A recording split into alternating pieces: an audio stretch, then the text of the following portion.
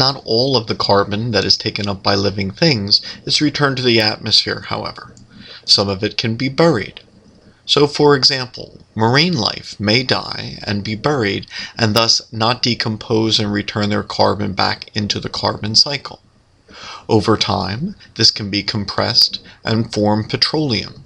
So the carbon of petroleum is the remains of the carbon of once living things that lived in the ocean and were buried before their carbon could return to the carbon cycle.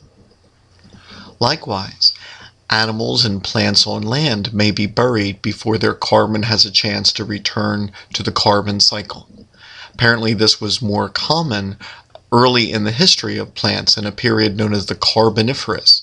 Apparently, at this time, fungi had not yet evolved the ability to decompose wood effectively, and so a much greater percentage of plant material was buried and not returned to the atmosphere through decomposition.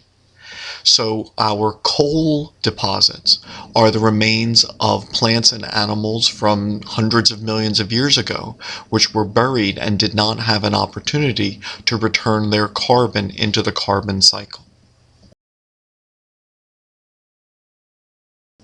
We humans in modern civilization have discovered that not only can we burn living things such as firewood and obtain energy from that, we can also burn the carbon from past living things, whether this be the carbon stored in coal or in petroleum, and use the energy then to power our modern societies with electricity, with the energy needed to propel cars forward, etc.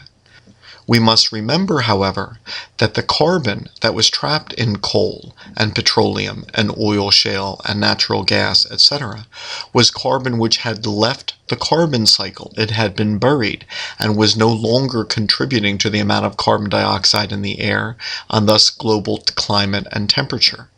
As we excavate enormous quantities of oil and coal, etc., and take this carbon and burn it, returning it to the air, we must consider what effect would it have to return such great quantities of carbon dioxide, a molecule which absorbs heat in the atmosphere, and return it into the atmosphere where it can now affect global climate and temperature after being buried for hundreds of millions of years.